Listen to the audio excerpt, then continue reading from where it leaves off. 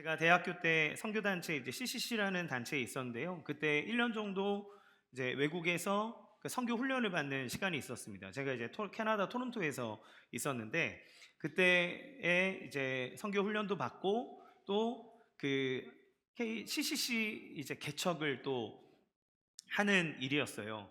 근데 이제 다운타운에 있는 캠퍼스들은 얼추 다 되어 있었고 그 외곽 쪽에 있는 캠퍼스들에서 이제 요청이 있었기 때문에 제가 거기로 가게 됐는데 토론토에서 한 1시간 40분에서 2시간 정도 하이웨이를 타고 가면 나오는 워터루라는 지역에 있는 워터루 대학교였습니다.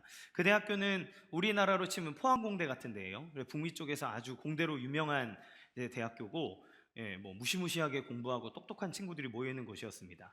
거기 가서 이제 CCC 개척을 하고 또 아이들에게 복음을 전하고 가르치고 훈련하는 일들도 했어요.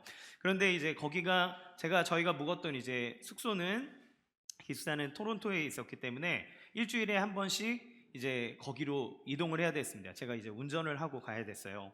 그런데 처음에는 이제 그 워터루 대학에 다니는 친구가 길 안내를 해줬죠. 뭐 내비게이션 있는 게 아니니까 지도 보고 이렇게 쭉 가다가 순장님 여기 쭉 가다 보면 유니버시티 애비뉴가 나와요. 여기로 빠지시면 돼요.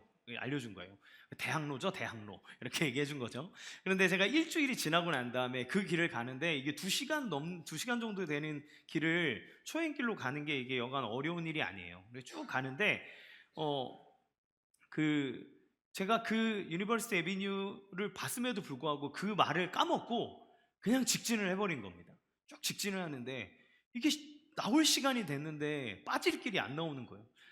계속 앞으로 가다 보니까 갑자기 허허벌판이 나오고 저쪽에서 아줌마가 이렇게 옛날 옷 있잖아요. 그 옛날 유럽 사람들이 입는 옷 같은 옷 입고 마차를 이렇게 몰면서 지나가는데 점점 무서워지는 거예요. 여기가 어디냐? 나는 어디에 있느냐? 근데 핸드폰도 없고 뭐 내비게이션도 없고 지도 가지고 막 이리저리 찾다가 내려서 사람들한테 묻고. 근데 여러분 캐나다나 미국 시골은 우리나라 시골이랑 다릅니다. 우리나라 시골은 뭐 이렇게 마을이 있지만 거기는 한참 가야 집 하나 나오고 한참 가야 집 하나 나오고 이래요.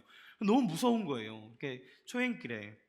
그래서 가는 데마다 사람을 찾으려도 사람은 없고 그냥 길 빠져가지고 들어가서 이렇게 물어보고 하다가 1시간을 헤매고 이제 이렇게 갔던 기억이 나요. 여러분 그때 생각하면 두렵고 당황하고. 그래 제가 캐나다에서 하도 길을 많이 잃어버려가지고 나중에는 길을 너무 많이 잃어버리니까 그냥 당당하게 길 가다가 창문 내리고 옆 사람한테 여기가 어디냐 길 좀 알려달라 이렇게 뻔뻔함이 장착되기는 했습니다. 오늘 제가 갖고 있는 두려움은 뭔가요? 낯선 곳에서 길을 잃어버린 거예요. 목적지가 있는데 거기를 갈 방도를 모르는 것이 두려움입니다. 우리 인생의 두려움은 어디에 있습니까? 내가 어디를 가야 되는지 어떻게 가야 되는지 알지 못할 때 우리는 두렵죠. 오늘 본문에서 제자들은 이와 같은 두려움에 빠져 있는 거예요. 왜 두려움에 빠졌을까요? 자기가 모든 인생을 걸어서 자기의 삶을 다 건 그 예수님이라는 분이, 나의 선생님이 갑자기 이상한 소리를 하는 겁니다. 오늘 14장부터는 근심하지 말라부터 나오지만 13장에 어떤 얘기가 나오냐면 최후의 만찬을 하시면서 예수님이 너희 중에 하나가 날 팔 거다 이렇게 얘기를 하고 나는 이제 십자가에 죽는다 이런 얘기를 하는 거죠. 그러니까 베드로가 황당하잖아요. 예수님, 다른 사람은 몰라도 저는 예수님 끝까지 따라갈 겁니다 막 이렇게 얘기하니까 예수님이 뭐라고 얘기하냐면 얘야 너는 오늘 닭이 울기 전에 네가 나를 3번 부인할 거야 이렇게 얘기를 하죠. 그러니까 제자들 그 이야기를 듣고 있는 여러분이 제자라면 그 이야기를 듣고 있는 상황의 분위기가 어떨까요?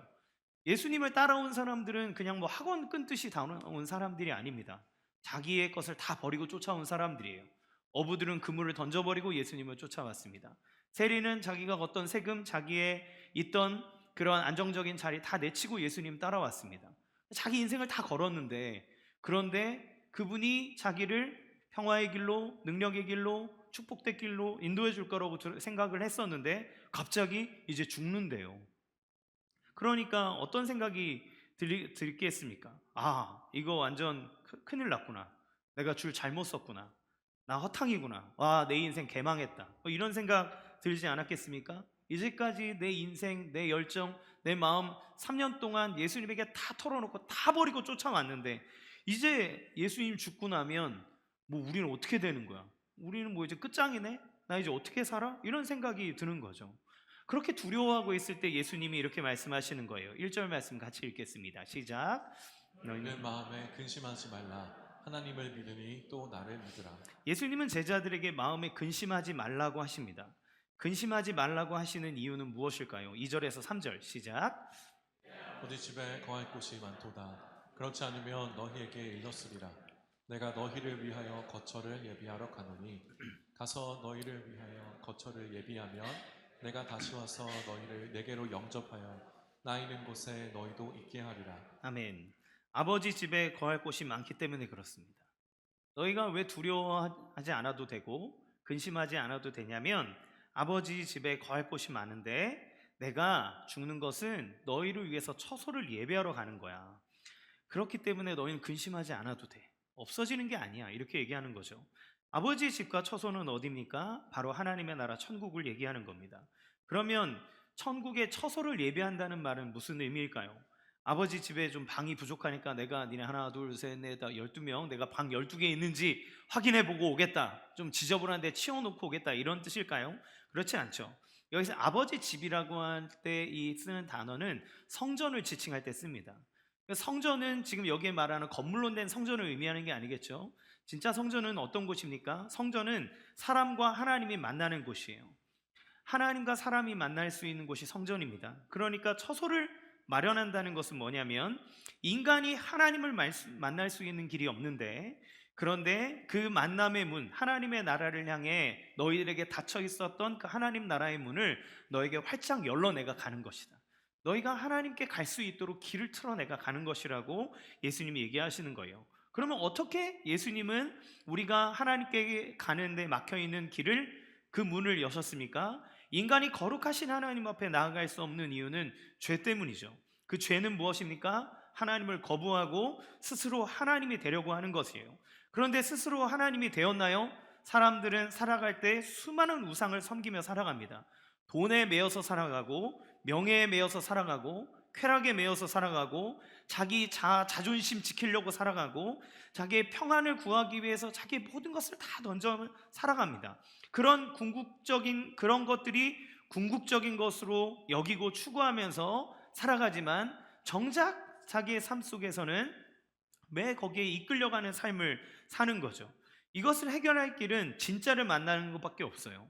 진짜 생명, 진짜 평안, 진짜 은혜, 이것이 누구에게 있습니까? 바로 하나님이죠. 그런데 죄로 가득한 사람은 거룩한 하나님을 만날 수가 없습니다. 그래서 예수님께서 그 죄의 문제를 해결해야만 하나님을 만날 수 있는데 그 죄의 문제를 해결함으로써 문을 여시는 거죠. 어떻게 해요? 죄인들을 위해서 예수님이 대신 십자가에 죽으심으로써 그리고 죽으시고 부활하심으로써 부활하고 승천하여 이 땅을 다스림으로써 하나님 예수님께서 이 문을 여시는 겁니다. 그게 유일한 방법이기 때문에 그래요. 예수님께서 죽음을 선택하신 것은 우리의 죄를 대신하여 죄와 사망을 죽이시기 위해서입니다. 예수님이 부활하시는 것은 우리에게 생명을 주시기 위해서입니다. 그러니까 예수님은 부활하기 위해서 죽으시는 거예요. 예수님이 다시 살아서 우리에게 생명을 주시기 위해서 예수님은 죽어야 되는 길을 선택하시는 겁니다. 그렇게 부활하신 주님은 승천하셔서 하나님의 우편, 즉 권능의 보좌에 앉으사 우리를 다스리고 계세요. 그렇기 때문에 예수님이 그 자기의 죽음과 부활을 통해 열어놓으신 구원의 길, 생명의 문, 구원의 문은 어느 누구도 닫을 수 없는 그러한 문이 된 것입니다. 예수님이 다스리고 있기 때문에 그래요. 그러면 우리가 그 열린 문으로 어떻게 하나님의 나라 천국에 들어갈 수 있습니까? 5절에 보면 도마가 질문합니다. 주님, 주께서 어디로 가시는지 우리가 알지 못하는데 우리가 그 길을 어떻게 알겠습니까? 어떻게 우리가 거기로 갈 수 있겠습니까? 이렇게 얘기하죠. 그때 예수님께서 놀라운 말씀을 하시는 거예요. 6절 시작. 이르시되 내가 곧 길이요 진리요 생명이니 나로 말미암지 않고는 아버지께로 올 자가 없느니라. 예수님은 이 질문에 대해서 내가 곧 길이다, 내가 진리다, 내가 생명이다, 나를 통하지 않고는 아버지께로 올 자가 없다, 이렇게 얘기해요. 이게 무슨 말입니까? 예수님만이 천국으로 인도하는 유일한 길이고 예수님만이 천국에 대해서 가르쳐 줄 수 있는 유일한 진리이고 예수님만이 천국에서 살게 할 수 있는 유일한 생명이라고 우리에게 말씀하시는 거예요. 이렇게 자기 자신을 선언하는 겁니다. 내가 누군지 아느냐? 내가 그 길이다. 내가 그 진리고 내가 생명이라고 예수님은 에고에이미, 나는 무엇이다 라고 하는 정의를 통해서 선언하는 거죠. 여러분, 이거는 아무나 할 수 없는 말입니다. 여러분, 예수님이 이 선언을 하시는 것이 지금 우리에게 어떤 의미를 주는 것일까요? 첫 번째, 예수님만이 우리를 천국으로 이끌 유일한 분이라는 것을 얘기합니다. 여기에서 중심이 되는 선언은 뭐냐면 내가 길이라는 거예요. 내가 길이다. 그것을 더 구체적으로 부연해 주는 것이 진리와 생명입니다. 그러니까 예수님만이 하나님께 갈 수 있는, 천국에 갈 수 있는 유일한 길인데 왜 그가 길이냐? 그가 진리이기 때문에 길인 겁니다. 예수님이 진리이시기 때문에 길이에요. 진리가 뭡니까? 하루 태양이 동쪽에서 떠오르는 사실, 하지 않는 사실이 진리입니까? 아니요, 그건 사실이죠. 진리라고 하는 건 이치의 옳고 그름을 나누고 판가름할 수 있는 것을 진리라고 얘기합니다. 그러면 예수님이 진리라고 하는 것은 무슨 말이냐면 예수님만이 이 땅의 진짜 하나님의 길과 가짜를 구분할 수 있는 유일한 근거다. 진짜와 가짜를 구분할 수 있는 분이 바로 예수님이라는 걸 얘기하죠. 주님이 생명이시기 때문에 바로 길이라고 얘기합니다. 왜요? 천국은 영생에 이르는 길인데 누가 영생을 줍니까? 누가 생명을 줍니까?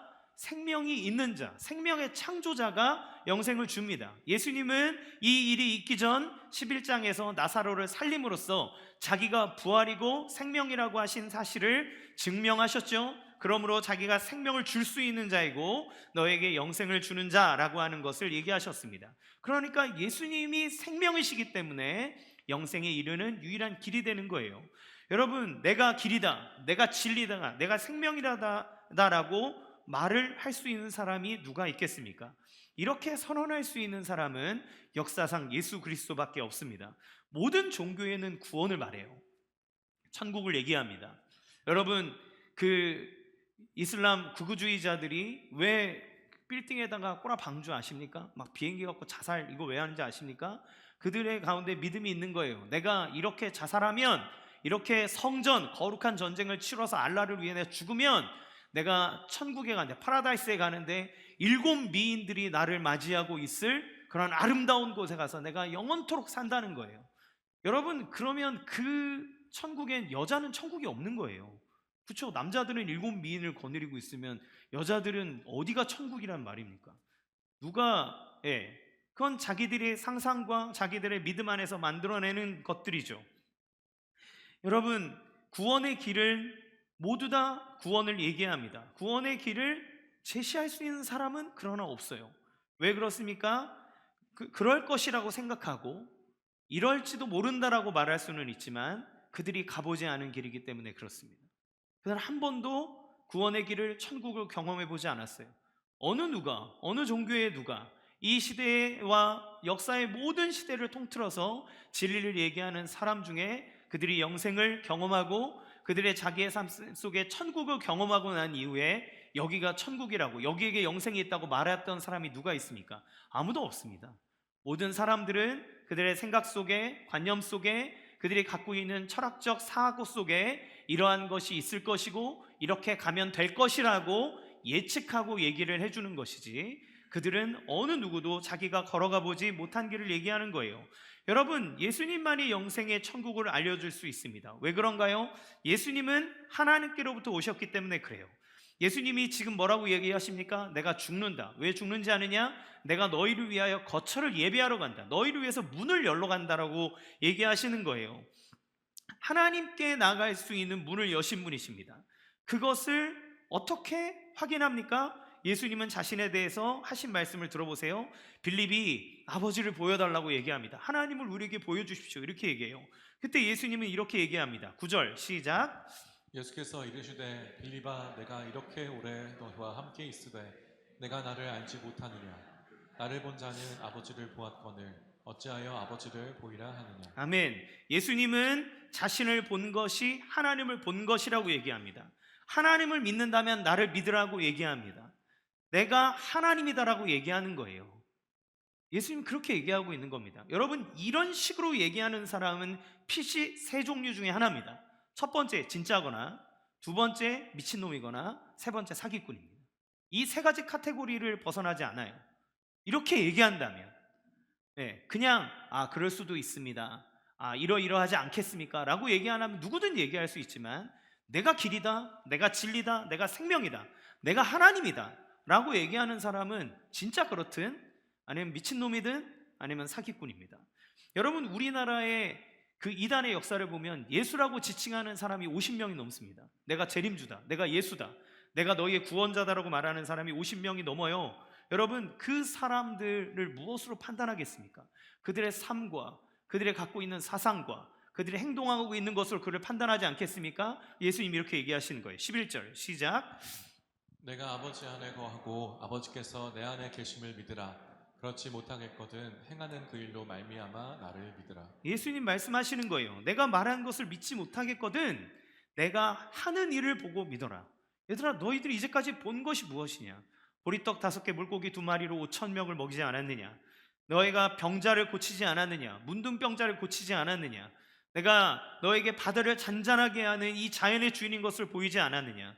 나사로가 죽었던 지 나흘 만에 4일이 되어서 완전히 부활할 수 없는 썩어 들어간 그 육체를 무덤에서 살린 것이 내가 아니냐? 내가 부활이요 생명인 것을 너에게 보이지 않았느냐? 내가 너희에게 가르쳐준 가르침이 무엇이냐? 내가 너희에게 가르쳤던 대로 내가 행한 대로 너희는 나를 보고 판단해 보아라. 못 믿겠거든 나의 삶을 보고 나의 가르침을 보고 판단하라고 얘기하는 거예요.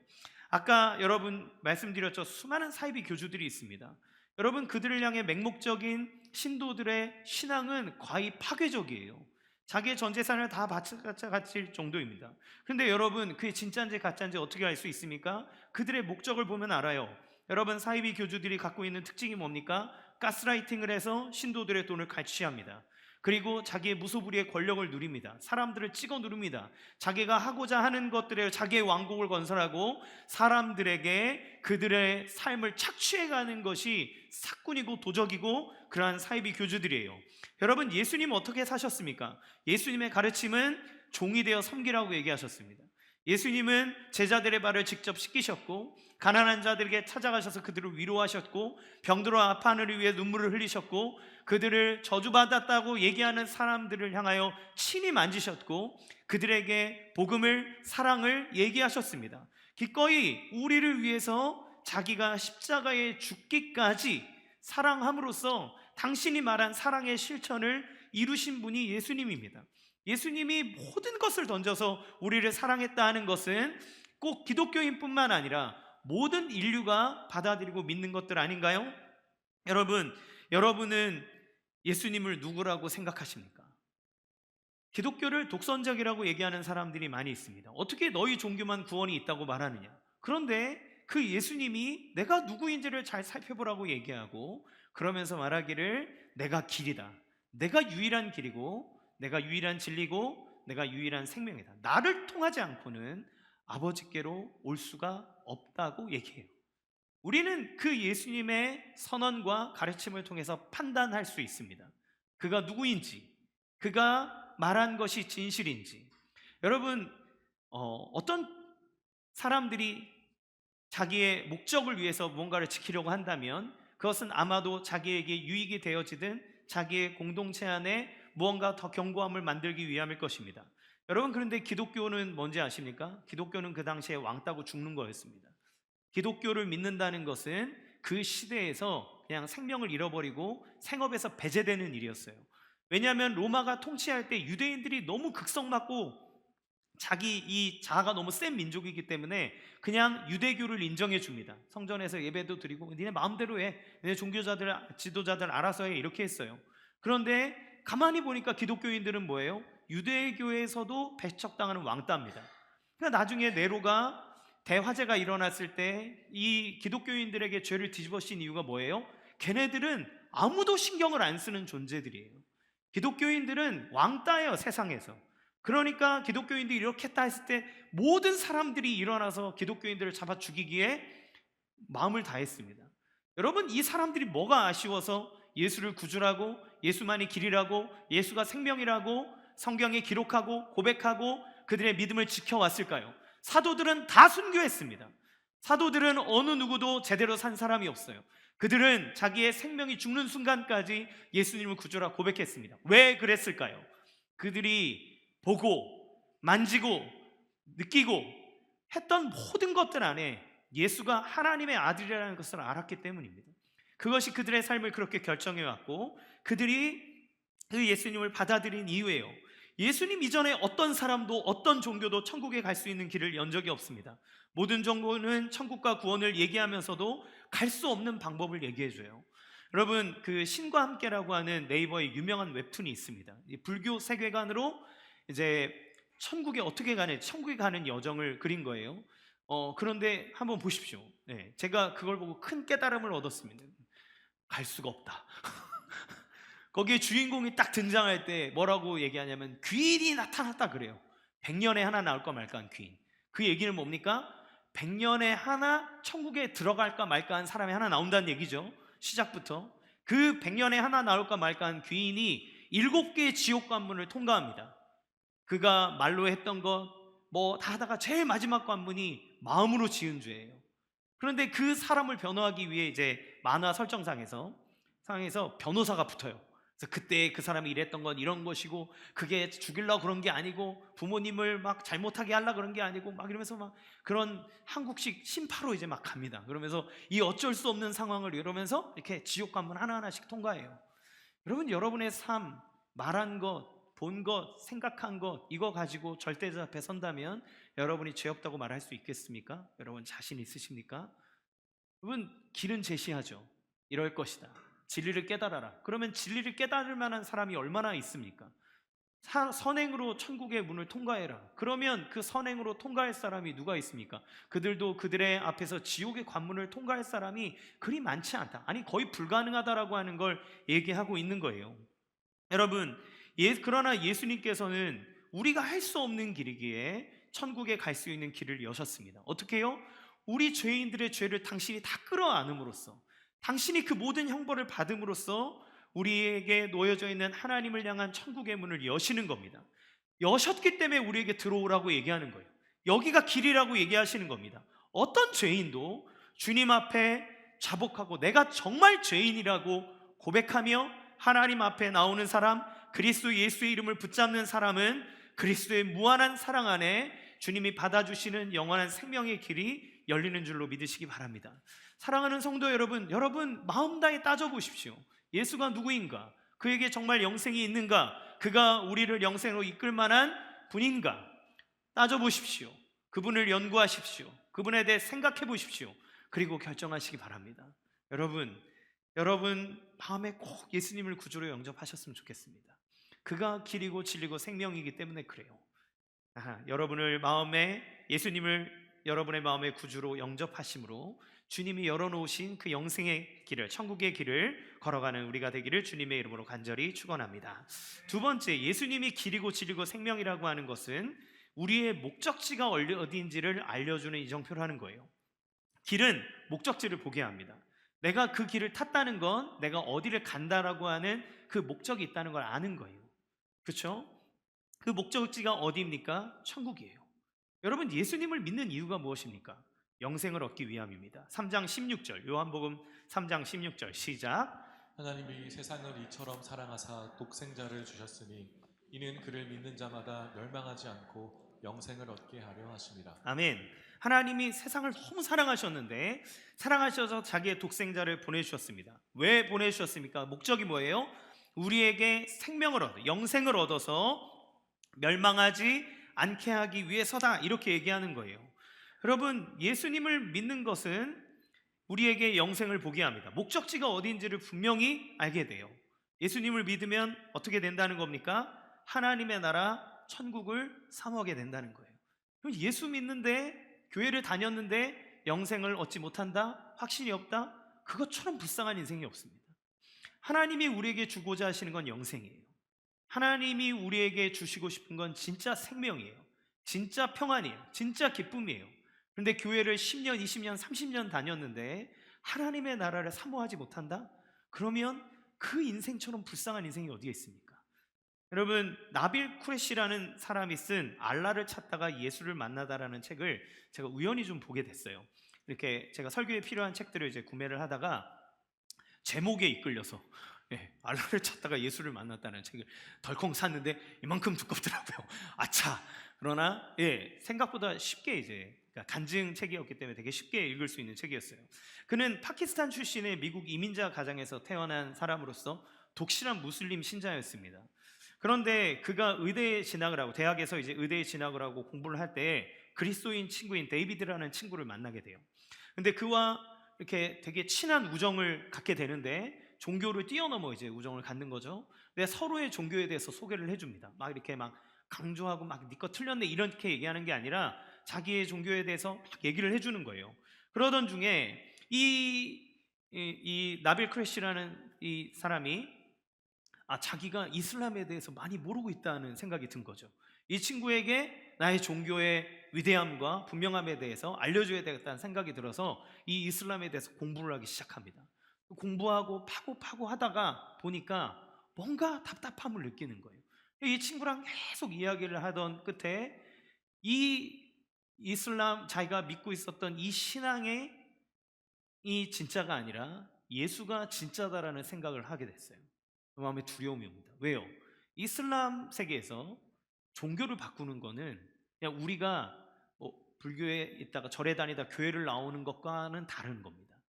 그들은 다 걸어야 되는 거예요. 자기의 가정으로부터 자기가 있는 커뮤니티로부터 완전하게 배척이 되는 겁니다. 제가 캐나다에서 만났던 인도 분 선생님이 계셨는데 그 목사님 사모님이셨어요. 근데 그가 예수를 믿었을 때 집에서 쫓겨난 거예요. 집에서 어느 누구도 자기와 교제하지 않는 겁니다.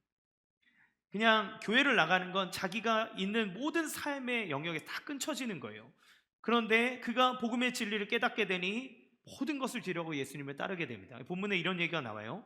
무슬림이 십자가를 끊어 아리려면 모든 것을 걸어야 한다는 말은 과장이 아니다. 하지만 이때 다시 십자가를 기억해야 한다. 내 십자가를 지고 예수 옆에 못 박히는 게 그만한 가치가 있는 것일까? 만약 그가 하나님이 아니라면 어쩌란 말인가? 거짓 신을 섬기기 위해 모든 것을 잃으라고 100만 번 생각해도 안 된다. 하지만 만일 그가 하나님이라면 더없이 다행이다. 영원히 내 주님과 같은 멍에를 메고 그와 함께 고난을 받는다? 100만 번 생각해도 그 길은 옳다. 그의 정체성에 모든 것이 달려있다. 나는 그분께 자신을 계시해달라고 간구하기 시작했다. 그리고 나는 인도하시리라는 확실한 믿음이 있었다. 그래서 그가 예수님을 찾으면서 진리에 대한 길을 걸어가는 여정들이 그 안에 나와요. 이슬람에 있는 그러한 교리들, 예수님이 말한 것들, 그러한 모든 것들을 꼼꼼히 따져가면서, 의대이고 과학을 하는 사람이 얼마나 꼼꼼하겠습니까? 하나하나 따져가면서 예수님을 보는데, 예수님을 보면서 길을 따라가다 보니 진리의 길이 열리더라는 거죠. 진리가 자기 눈에 보이기 시작하고 내가 붙잡아야 될 것이 무엇인지를 깨닫게 됐습니다. 그렇게 그 진리의 길을 깨닫고 난 다음에 그는 자기의 집을 떠나올 수 있었어요. 그러나 그의 일평생 마음속에 갖고 있는 가슴 아픔입니다. 자기 가족으로부터 떨어져 나와야 하는 것, 그러나 그 진리를 위해서 그걸 포기할 수밖에 없었고, 그리고 그 가족들을 위해서 기도합니다. 그분은 2017년도에 암으로 소천하셨어요. 34살입니다. 그러나 그의 삶 속에 자기의 길을 걸어가는 동안 그리스도 예수를 만난 것이 일생일 때 최고의 복이고, 자기가 걸어가는 길에 하나님의 나라를 위해서 살아가는 것들에 대해서 너무나 감사한 것들을 그가 투병하는 와중에도 고백하고 이야기했다는 것들을 좀 보게 됐어요. 저도 그거를 최근에 이분에 대해 찾아보다가 기사를 통해 알았습니다. 그런데 여러분, 예수님에 대해서 알아가면 인생의 길이 보이는 거예요. 예수님을 알아가면 따라가다 보면 무엇이 보입니까? 천국이 보이는 겁니다. 여러분, 예수님을 잘 믿는 신앙을 갖잖아요. 그러면 우리의 삶에 있는 모든 격가지들이 거둬지고 내가 바라봐야 될 목표, 내가 이 길을 타고 갔을 때 내가 가야 될 목표가 어디인지를 우리는 발견할 수 있는 거예요. 여러분, 문제가 그런데 무엇입니까? 우리가 삶을 살다 보면 그 가야 될 길 안에 목적지보다 주변에 일어나는 문제가 더 크게 느껴지는 것이 우리의 문제예요. 어쩌다 이게 더 중요해 보이는 것 같은 때가 있습니다. 제자들이 예수님의 이야기를 들을 때 두려움으로 가득 찼어요. 근심하게 됐습니다. 1절에 아까 읽었을 때 근심하지 말라고 예수님이 얘기하시잖아요. 여기에서 근심하다라고 하는 헬라어 단어는 타라세인이라는 단어인데 요한복음에서 딱 4번 사용됩니다. 언제 사용되냐면 나사로가 죽어 있을 때 예수님이 그 무덤 앞에서 죽음 앞에서 비통히 여기신다라고 할 때 이 단어를 쓰고, 자신의 죽음을 내다보면서, 예수님이 자기가 죽을 걸 아셨잖아요. 이제 죽을 걸 아시고 죽음을 내다보시면서 내가 마음이 괴로우니 이렇게 얘기할 때 이 단어를 쓰고, 그리고 가룟 유다, 자기의 제자인 가룟 유다가 자기를 배신할 거라는 걸 예수님이 아셨기 때문에 그걸 예언하시면서 심령이 괴로워라는 말을 쓸 때 이 근심하다는 똑같은 이 타라세인이라는 단어를 사용합니다. 그러니까, 그리고 오늘 본문에 예수님이 떠나실 것에 대해서 얘기했을 때 느낀 제자들의 마음이 이 근심하다 이거예요. 그러니까 여기에서 말하는 근심은 막 더 걱정돼, 뭐 좀 무서웠어, 이런 게 아니라 삶에 비통하고 괴롭고 근심이 가득한 저 바닥으로 깔아앉는 수많은 근심이 그들의 삶을 가득히 채웠다는 얘기입니다. 인생이 다 무너지는 듯한 느낌이 제자들한테 들었다는 거예요. 그런데 여러분, 제자들이 가지고 있는 두려움과 근심의 진짜 원인은 무엇일까요? 예수님이 죽어서요? 아닙니다. 그들의 마음 가운데 진짜 두려움의 근원은 뭐냐면, 내가 생각하고 원하는 그림이 이루어지지 않고 사라질 것 같은 상황이 두려운 거예요. 예수님을 따라가면, 야, 이렇게 놀라운 기적을 행하는 예수님, 이제 저 로마를 무찌르고 우리나라가 이 세계 가운데, 열방 가운데 막 일어서고, 그래서 나는 예수님의 오른팔로 막 난 영의정, 좌의정, 우의정, 난 병조판서 막 이렇게 해서 내가 이제 권세를 누려버리겠구나, 이렇게 생각하고 있었는데, 예수님은 계속 뭐라고 얘기합니까? 내가 죽어야 되고 너희들은 섬기는 자가 돼야 되고 하나님의 나라는 세상 나라와 같지 않은 것이고, 이런 얘기를 하시더니 결국엔 내가 이제 죽는다고 말하시잖아요. 그러니까 내가 그려왔던 그림, 하나님을 믿고 예수님을 따라왔지만, 그러나 내 마음속에 천국, 하나님의 나라가 아니라 이 땅에서 세상 사람들과 똑같은 비전과 관심 갖고 살아가는 나에게 그 예수님이 그걸 주지 않으니까, 갑자기 사라져 버리니까 무서운 거예요. 두려운 거예요. 제자들이 갖고 있는 두려움의 근본 원인은 무엇입니까? 하나님 없음입니다. 예수님과 함께 있었지만 예수님이 그들의 마음에 없었기 때문에 그들은 예수님이 말씀하신 뜻도 깨달을 수 없고, 예수님이 하시고자 하는 일들에 대해서 그 너머에 있는 부활의 영광을 볼 수조차 없는 거죠. 여러분, 두려움을, 그런데 그 예수님께서 죽음에 대해서 얘기하시면서 근심하고 있는 자들에게 그 처방으로 뭐라고 얘기하십니까? 두려움을 이기는 힘, 두려움에 대한 처방을 뭐라고 얘기하십니까? 천국을 얘기하시는 거예요. 두려워하지 말아라. 왠지 아느냐? 내가 너희를 위해서 천국을 예배하러 가기 때문이야. 내가 너희를 위해서 하나님 나라를 문을 열고 너희가 그곳에 오도록 예배하러 나는 죽으러 가는 거야. 그러니까 두려워하지 마, 근심하지 마, 이렇게 얘기하는 겁니다. 천국이 얼마나 귀한지 몰라서 그렇지 모든 것을 걸어야 가져야 할 것이라는 것을 예수님이 얘기하는 거예요. 여러분, 이 얘기는 무엇입니까? 우리가 삶을 살아가는 동안 우리의 삶 속에 이 땅을 살아가면서 우리를 절망하게 하고 좌절하게 하고 힘들게 하고 나의 자존감을 무너뜨리는 수많은 일들이 있습니다. 그런데 그 모든 것을 이길 수 있는 힘이 어디에 있다고 얘기하나요? 바로 하나님의 나라 천국을 바라보는 데 있다는 겁니다.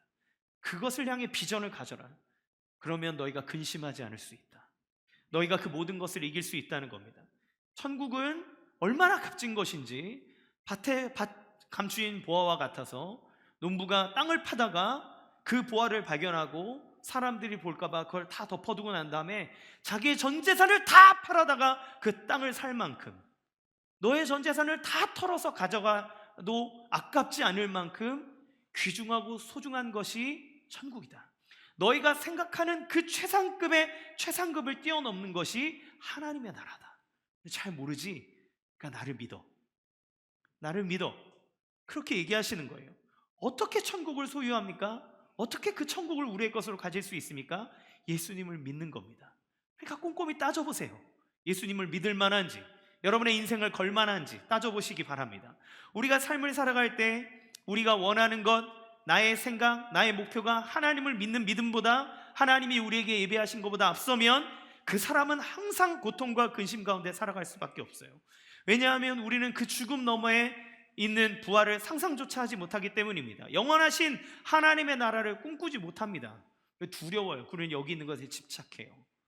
제 아들 이제 4살짜리 고집불통 미운 4살, 이 아이에게 좋은 선물을 준비해줘도 자기가 갖고 있는 거에 집착해서 안 갈라 그래요. 예.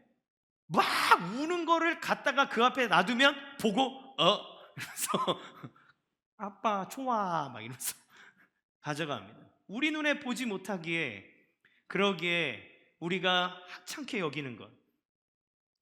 그러나 예수님은 그것이 우리의 모든 것을 다 털어 가질 만하라고 얘기하는 겁니다.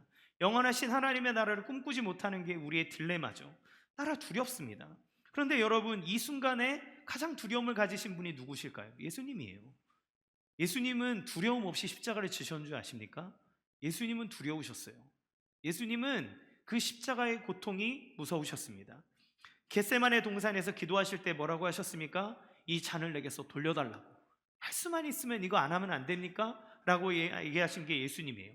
그러나 예수님의 감정은 너무나 힘들고 어려우셨기에 땀방울이 핏방울이 될 때까지 기도하셨지만, 그러나 그 예수님이 하나님의 나라를, 하나님을 믿고 바라봄으로써 그 모든 고난의 길을 걸어가신 것들을 봅니다. 부활의 기쁨과 능력과 그 영광스러움을 아시기에 주님은 걸어가시는 거예요. 예수님은 제자들을 안심시킵니다. 근심하지 말아라 이렇게 얘기할 때 근심하지 말라는 표현은 우리의 감정을 어떻게 하라는 말이 아니에요. 근심하기를 그치라는 말입니다. 우리의 감정은 근심할 수밖에 없어요. 두려울 수밖에 없죠. 여러분, 두려운 마음, 근심하는 마음을 갖는 것은 잘못된 게 아닙니다. 우리는 무서워요. 우리는 겁을 먹을 수밖에 없습니다. 그런데 두려운 마음과 근심하는 마음은 연약한 인간의 본성이지만, 그러나 그 감정이 우리를 지배하지 않게 할 수는 있습니다. 태도를 정할 수 있어요. 우리가 태도를 정할 수 있습니다. 예수님은 감정이 힘들다 해도 너의 태도를 정하라고 얘기하십니다. 예수님이 감정적으로 두렵고 무섭고 힘들었지만 기꺼이 하나님의 말씀에 순종하는 태도를 결정함으로써 영광의 길에 들어가셨듯, 우리에게 너의 삶 속에 두려움과 무서움이 있지만 그러나 나를 믿고 예수를 믿고 그 믿음의 태도를 보이다라고 얘기하세요. 어떻게 가능합니까? 예수님을 믿으면, 예수님을 알면, 예수님을 따라가면 그렇게 할 수 있다고 얘기합니다. 여러분, 길이라고 하는 건 우리를 목적지로 데려다줘요. 그 길을 타잖아요? 그럼 원치 않아도 그 길을 따라가면 그 목적지에 도달합니다. 길은 우리를 인도합니다. 예수님을 믿고 예수님을 바라보고 묵상하면 그러면 길을 타게 되는 거예요. 그 길을 타면 목적지를 생각하고 바라보게 됩니다. 여러분, 목적지를 바라보는 것을 무엇이라고 얘기하나요? 그걸 비전이라고 그러는 거예요. 그걸 비전이라고 하는 겁니다. 사람이 언제 삶이 흔들리는 줄 아십니까? 비전이 흔들리면 삶이 흔들립니다. 이렇게 얘기해요. 잠언 29장 18절 시작. 묵시가 없으면 백성이 방자에 행하거니와. 여기 묵시가 없으면이라고 되어 있는데 영어 성경에 NASB 성경에는 where there is no vision이라고 되어 있어요. 그러니까 비전이 없으면, 묵시가 없는 것, 계시가 없는 것, 하나님이 보여주시는 것, 그게 무엇입니까? 비전이잖아요. 우리가 보는 것. 근데 그 비전이 없으면 방자에 행합니다. 아이들이 대학에 가는 목표를 세우잖아요. 내가 저 대학을 가야 되겠어라고 하는 비전이 명확하면, 그러면 내가 여기서 뭘 해야 될지 압니다. 기꺼이 고난 안으로 들어갑니다. 새벽 2시, 3시까지 공부하기를 마다하지 않습니다. 자기에게 막 핸드폰도 하고 싶고 오락도 하고 싶지만 그 비전을 보면 내가 이거를 할 게 아니지 라고 이걸 걷어놓을 수 있습니다. 왜요? 그 목적이, 그 비전이 길을 만들고 그것에 따라가도록 하기 때문에 그래요. 주변을 보지 않게 합니다. 여러분, 그런데 목적이 분명하지 않으면 방자행해요. 향방 없이 살아갑니다. 여기 갔다 저기 갔다 막 이렇게 살아가요. 인생이 왜 힘든지 아십니까? 비전이 없어서 그렇습니다. 여러분, 막 학창시절에는 막 뭐 하면서 달려가듯 뭔가 이루면서 사셨잖아요. 왜 그렇습니까? 학교 다닐 때는요 간단해요. 대학 가면 돼요. 대학 가면요 취업하면 돼요. 목적이 분명하잖아요. 그러니까 힘들고 뭐 친구 관계도 어렵고 뭐 이런저런 어려운 일 있지만, 그러나 그 목적이 분명해지면 그러면 안 흔들리고 갈 수 있습니다. 기꺼이 감수합니다. 그런데 목적이 흔들리잖아요. 그러면 방황하는 거죠. 왜? 그 대학 가고 그 다음에 취업해서 번듯한 직장 갖고 살아가는데 나 이렇게 연봉도 괜찮고 그리고 뭔가 막 이루는 것 같고 하는데 왜 삶이 흔들립니까? 그 다음에 취업하고 나서 우리가 삶을 살아가고 난 다음에 흔들리는 거예요. 어디로 가야 될지 몰라. 어디로 가야 되는가. 일을 해서 돈은 뭐 연봉은 쌓여가고 돈은 받는데 이게 어디로 가는 건지 그냥 하라니까 하고, 그러니까 회사 일도 내가 왜 하고 있는 건지, 무엇을 향해 달려가는지, 아이를 키우고 양육하는데 왜 힘듭니까? 이 아이를 우리에게 주신 하나님의 목적이 무엇인지를 우리는 알지 못하면 그냥 삶 속에서 기저귀 갈고 먹여주고 하다가 이게 내가 뭐 하는 짓이냐, 내가 잉여지, 내가 삶이 이게 삶인가 이러면서 사는 거예요. 목적을 잃어버리면, 비전을 잃어버리면 방황합니다. 예수님이 마지막 때에 경고하신 게 무엇이에요? 너희들이 마지막 때에 하나님의 나라를 놓치는 중요한 이유가 뭔지 아느냐? 라고 얘기할 때 니네 도적질하고 또 막 간음하고 사기치고 도박하고 막 마약하고 이런 나쁜 짓 해서 하나님의 나라가 임하는 줄 모른다, 이렇게 얘기하지 않으세요? 예수님이 그 마지막 때는 노아의 시대와 같다. 사람들이 먹고 마시고 시집가고 장가가는 것에 집중하느라 주의 나라가 오는지를 모른다. 여러분, 먹고 마시고 사는 게 나쁩니까? 장가가고 시집가는 게 나쁩니까? 일하고 사는 게 나쁩니까? 여러분, 우리가 취미 생활하는 게 나쁩니까? 아니요, 좋은 거예요. 근데 문제는 무엇입니까? 우리에게 주신 비전, 하나님이 우리를 영생을 주시고 우리에게 좋은 것 주시기 위해서 예비하신 것을 그 일상적인 것에 머물러 있느라 하찮게 여기고 아무것도 아닌 것처럼 살아가면 그 좋은 것을 놓치게 된다는 것을 얘기하는 겁니다. 여러분, 누가 그렇게 합니까? 마귀가 그렇게 하는 거예요. 마귀는 우리 안에 하나님의 나라에 대한 소망을 없애버립니다. 야, 그 하나님의 나라가 뭐 나중에 온다는데 네 인생에 뭐 그렇게 대단한 일이냐? 지금 힘들어 죽겠는데? 지금 어려운데? 그러니까 그 메시지에 현혹되어 있는 사람들은 천국을 얘기해도 감동이 안 돼요. 가슴이 뛰지 않아요. 그러면 그 사람은 영혼이 병든 겁니다. 예수님을 묵상하잖아요. 예수님을 따라가잖아요. 그러면 그 길 끝에 주님이 주시는 천국의 소망을 보게 됩니다. 예수님을 묵상해 보세요. 예수님을 믿고 따라가 보세요. 우리의 인생의 목적과 비전이 어디인지를 알게 됩니다. 예수님은 부자 청년이 예수님에게 와서 물었어요. 선생님, 영생을 얻으려면 어떻게 해야 됩니까? 물어보니까 이웃을 도와주고 하나님을 사랑하고 내 이웃을 내 몸과 같이 사랑하라, 이렇게 얘기했습니다. 그러니까 그 청년이 자신 있게 얘기하면서 선생님, 저는 그걸 다 지켰습니다, 이렇게 얘기하니까 예수님이 뭐라 그러시냐면, 말씀에 예수님이 그 청년을 사랑하심으로 뭐라 얘기했냐면, 얘야, 너에게 부족한 것이 하나가 있는데 너의 재산을 팔아다가 가난한 사람들에게 나눠주고 너는 나를 쫓으라, 이렇게 얘기합니다. 그 이야기를 들은 부자 청년이 심히 근신음하며 돌아갑니다. 여러분, 예수님을 따라가면은 여러분이 있는 재산 다 팔아야 됩니까? 여러분, 재산 다 팔아다가 여기 교회에다 갖다 바치고 그러면 천국 갑니까? 여러분, 그런 얘기가 아니죠. 예수님이 얘기하는 건 뭐예요? 너 참 잘하는데 너가 나를 따라오고 하나님의 나라를 가는데 방해되는 게 딱 하나가 있다. 네가 갖고 있는 물질이다. 그거를 내려놓고 이 귀한 것들을 얻으렴. 난 널 너무 사랑한다. 주님이 우리가 거지가 되라고 말하는 게 아니라 우리의 삶 속에 하나님 앞에 나아가는 길을 막고 있는 것을 제거하라는 거예요.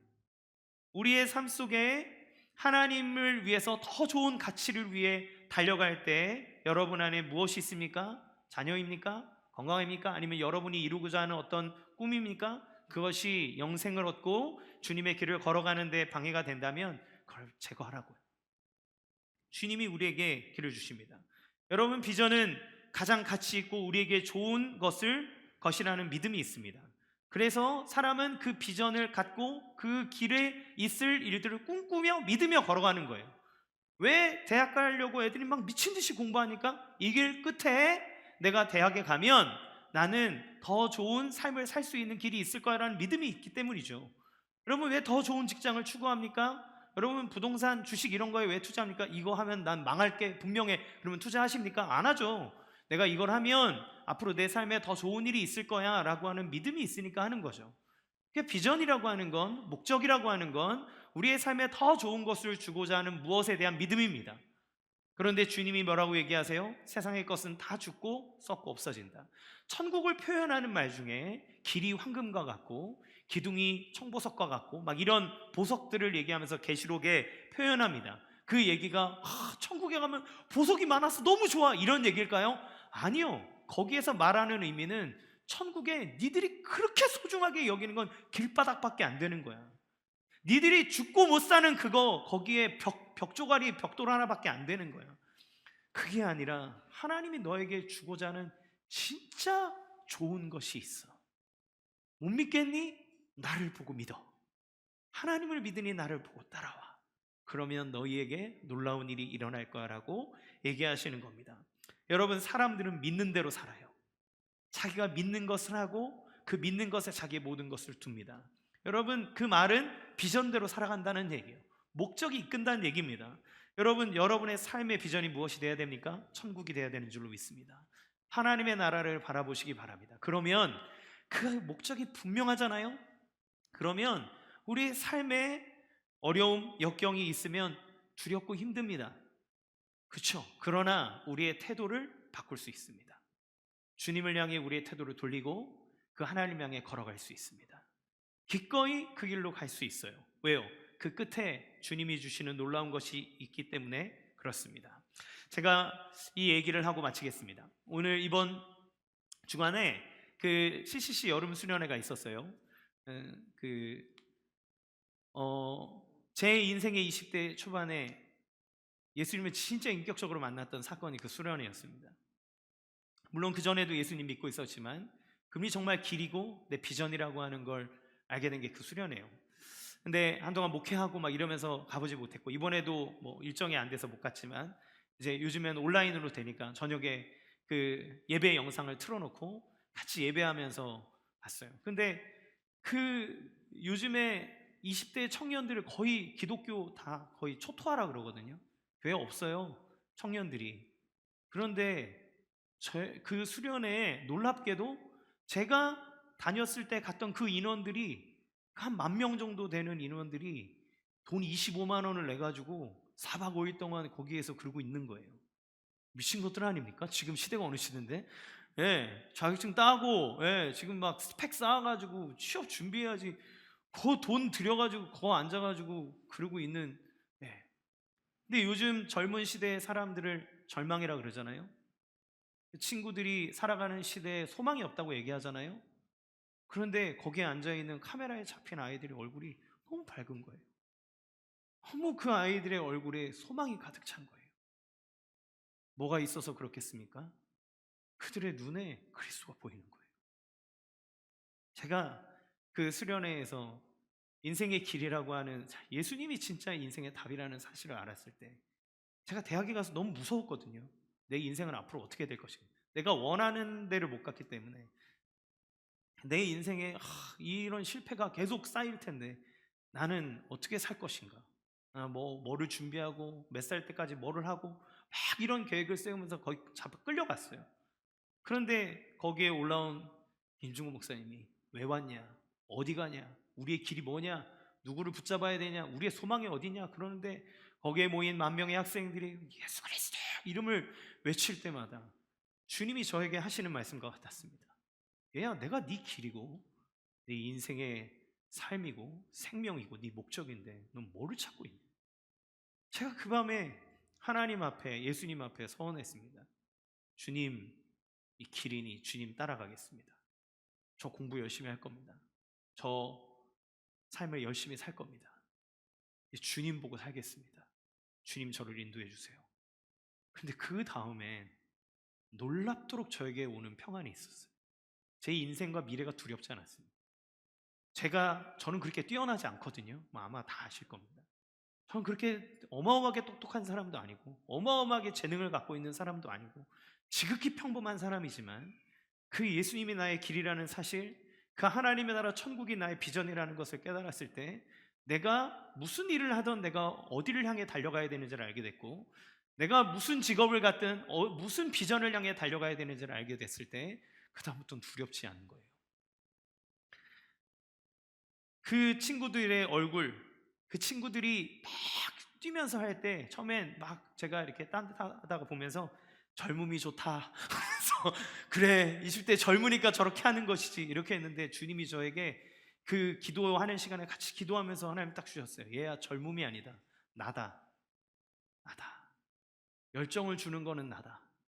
여러분 20대의 젊은이들도 산송상가처럼 사는 사람 많습니다. 그러나 7, 80 생명이 끊어져가는 순간에도 그리스도 예수를 자기의 소망으로 두는 사람은 생명력이 있고 그 삶에 은혜가 넘칩니다. 왜요? 내가 가야 될 길을 알기 때문에, 비전을 알기 때문에, 그 길이 틀리지 않았다는 걸 알기 때문에 우리는 그와 함께 걸어갈 수 있는 거예요. 사랑하는 성도 여러분, 예수님이 길이고 진리고 생명입니다. 세상에 주는 그 모든 것보다 가장 소중한 천국을 우리에게 주시고 그것을 소망하게 하시는 겁니다. 예수님이라는 길을 타십시오. 그분이 여러분을 소망의 길로 이끌어 가실 겁니다. 예수님이라는 길에 올라타 그분을 바라보고 그분을 묵상하고 그분의 길을 걸어가면 그 길 끝에 나를 맞이하시는 주님을 만나게 될 겁니다. 그 안에서 여러분 안에 모든 삶의 절망과 아픔으로 눌려있던 것에서 부활의 생명을 느낄 것이고, 여러분 나를 짓눌러 오고 있는 세상의 모든 것에서부터 내가 하나님의 생명을 가지고 살아가는 삶으로서 나에게 비전이 있으니 너는 꺼지라고 말할 수 있는 담력이 생깁니다. 할렐루야. 이 세상 속에서 길이요 진리요 생명 되신 주님과 함께 이러한 천국의 멋진 삶을 살아가는 우리의 삶이 되시기를 주님의 이름으로 간절히 축원합니다. 이 시간 함께 찬양하겠습니다.